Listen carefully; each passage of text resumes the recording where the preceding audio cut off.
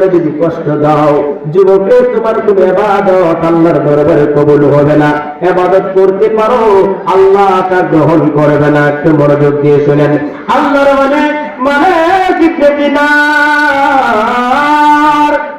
তিনি হজ করার জন্য মক্কায় চলে গেলেন। মক্কায় গিয়ে তিনি হজ আদায় করলেন। হজ আদায় করার পরে বিদায় বেলা যখন তাওয়াফ করে করে মক্কা ঘুরে ঘুরে তিনি চলে আসবেন, রাত্রি হয়ে গেল।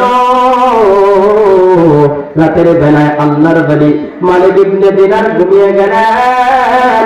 ঘুমের মধ্যে হঠাৎ করে শুনতে পায় কে যেন বলে, ও মালিক ইবনে দিনার, এই বছর যারা হজ করেছে আমি আল্লাহ প্রত্যেকটা মানুষের হজ কবুল করেছি, কিন্তু তাদের মধ্য থেকে আমি আল্লাহ একজনের হজ কবুল করি নাই। আল্লাহর মালিক ইবনে দিনার ঘুমটা ভেঙে গেল। জাগ্রত হয়ে চোখের পানি ছেড়ে ছেড়ে কাঁদতে লাগলো। চোখের পানিতে গালগুলা ভিজি ভিজি জমিনের মধ্যে পানির ফোঁটাগুলা পড়তে আরম্ভ করে দিল। আর আল্লাহ দরবারে দোয়া করে, আল্লাহ আপনি যার হজ কবুল করেন নাই, আল্লাহ গো ওই লোকটা কি আমি কি তার অন্তর্ভুক্ত হয়ে গেলাম? আল্লাহ জানায় দেয়, মালিক রে, না না, আমি আল্লাহ তোমার হজ কবুল করেছি। জুড়ে কন্যা সুবহানাল্লাহ। মালিক ইবনে দিনার জানতে পারলেন আল্লাহ ওনার হজ কবুল করলেন, কার হজ কবুল করলেন না? মালিক ইবনে দিনারের ভিতরে কৌতূহল জাগলো, আগ্রহ জাগলো লোকটাকে দেখার জন্য। আল্লাহকে মালিক ইবনে দিনার ডাক দিয়ে বলে, আল্লাহ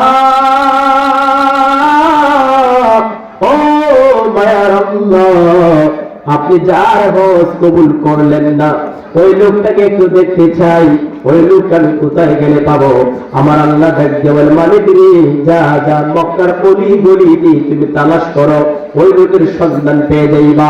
আল্লাহর মালিক ইবনে দিনার ওই লোকের সন্ধানে, যার হজ আল্লাহ কবুল করলেন না, তার সন্ধানে মক্কার গলি গলিতে চলে গেলেন।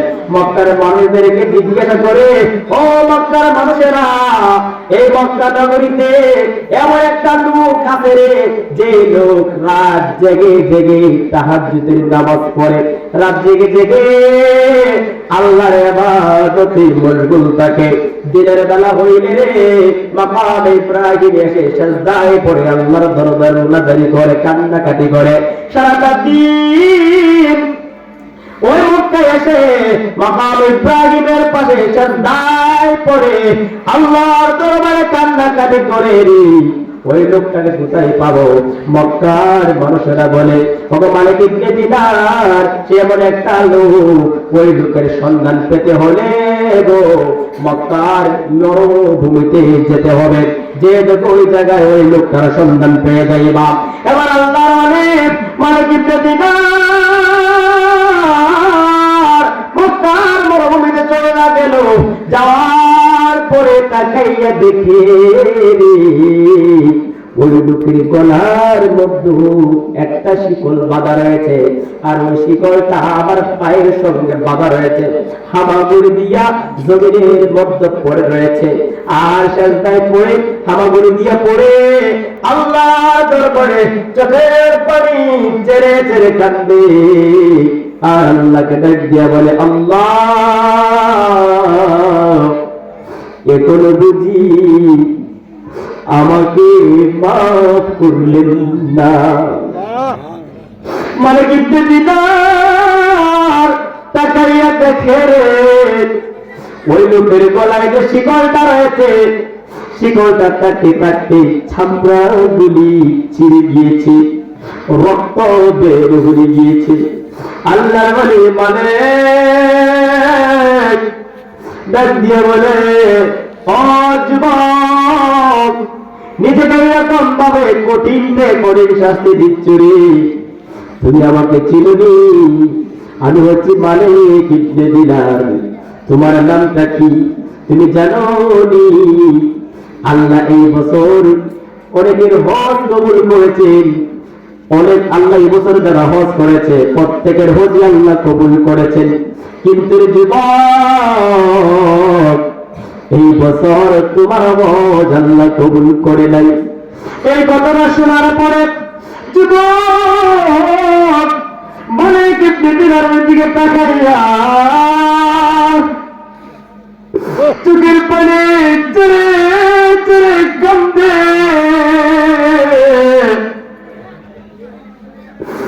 আর ডাক দিয়ে বলে, ও আল্লাহর ওলি মালিক ইবনে দিনার, এটা নতুন নয়, নতুন সংবাদ নয়, আজকে একদিন নয়, দুদিন নয়, দীর্ঘ 40 বছর ধরে এই মক্কা নগরীতে আমি পড়ে রয়েছি। দীর্ঘ 40 বছর ধরে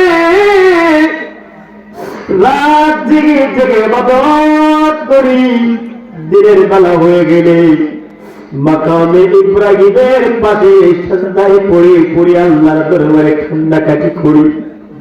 দীর্ঘ 40 বছর আমি হজ করি। প্রত্যেক বছরে হজের শেষে একজন আবেদ এসে আমাকে জানায়া যায়, এই বছর আল্লাহ আমার হজ কবুল করলো না, এই বছর বুঝি আমাকে আল্লাহ মাফ করলো না। আল্লাহর ওলি মালিক দীর্ঘ 40 বছর ধরে আল্লাহ আমার হজ কবুল করে না। আল্লাহর ওলি মালিক ইবনে দিনার এই কথাটা শোনার পরে ডাক দিয়া কয়, যুবক রে তোমার নামটা কি? আমার নাম হচ্ছে মুহাম্মদ ইবনে হারুন। ও আল্লাহর ওলি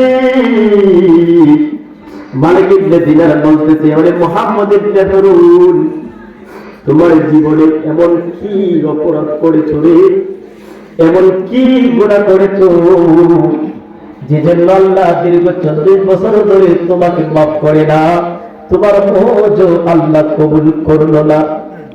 মুহাম্মদ ইবনে হারুন চোখের পানি ছেড়ে ছেড়ে কাঁদে, আর ডাক দিয়ে বলে, আল্লাহর ওলি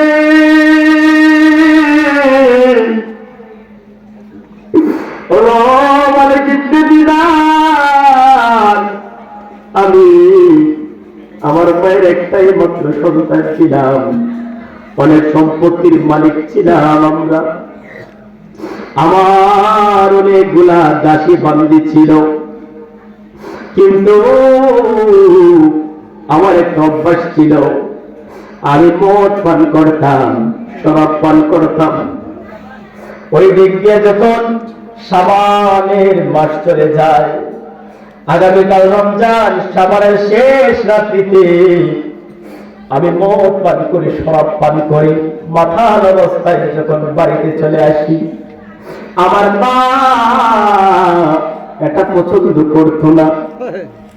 শরাব পান করার কারণে, মদ পান করার কারণে আমার মা আমাকে গালি দিতে লাগলো, আমার মা আমাকে মারতে লাগলো। ও আল্লাহর ওলি মানে এক পর্যায়ে মাতাল অবস্থায় রাগান্বিত হয়ে গেলাম, সহ্য না করতে পেরে আমি আমার মাকে ধরে ধরে মারতে আরম্ভ করে দিলাম। নাউযুবিল্লাহ বলে। ও আল্লাহর ওলি মালিক, আমি আমার গর্ভধারিণী মাকে মারতে আরম্ভ করে দিলাম, মারতে মারতে এক পর্যায়ে আমার বাড়ির পাশে আমাদের যে রান্নাকৃত চুলা ছিল, যেখানে রান্না করা হতো, ওই আগুনের চুলার মতো ধাউ ধাউ করে আগুন জ্বলতেছিল। আমি আমার মায়ের হাত বেঁধে বেঁধে, পা বেঁধে বেঁধে আমি আমার গর্ভধারিণী মাকে আগুনের মধ্যে মধ্যে পালাইয়া দিলাম, ফেলে দিয়া ঘরের দরজাটা বন্ধ করে ঘুমিয়ে গেলাম।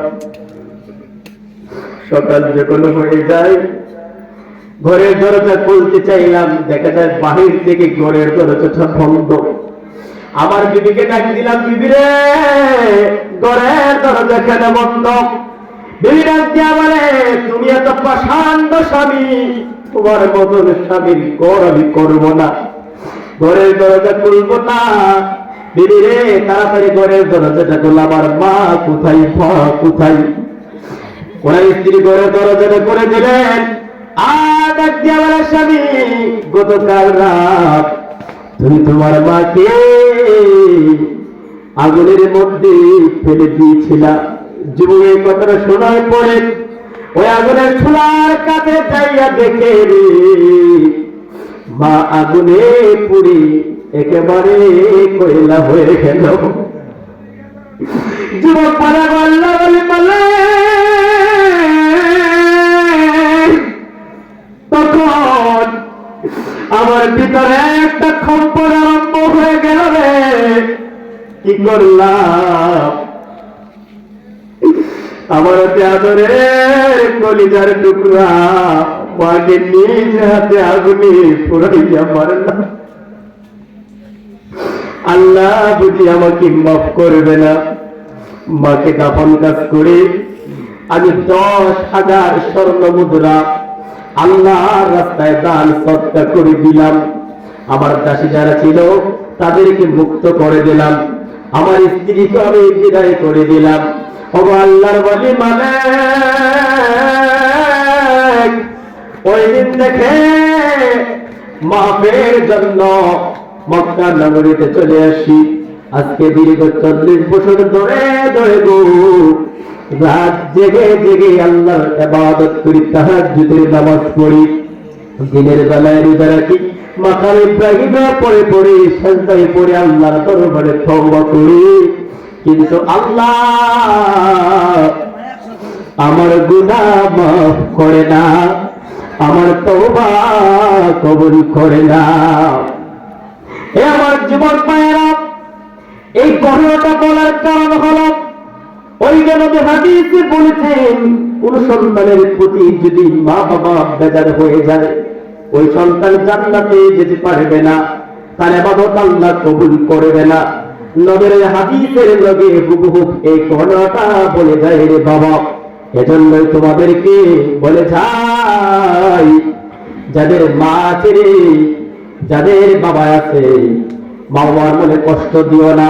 যদি আঘাত দিয়ে থাকো, আজকে মাহফিল থেকে বাড়ি যাই, আরে বাবা, মা বাবার কদমে ধরে মাফ চেয়ে নিও।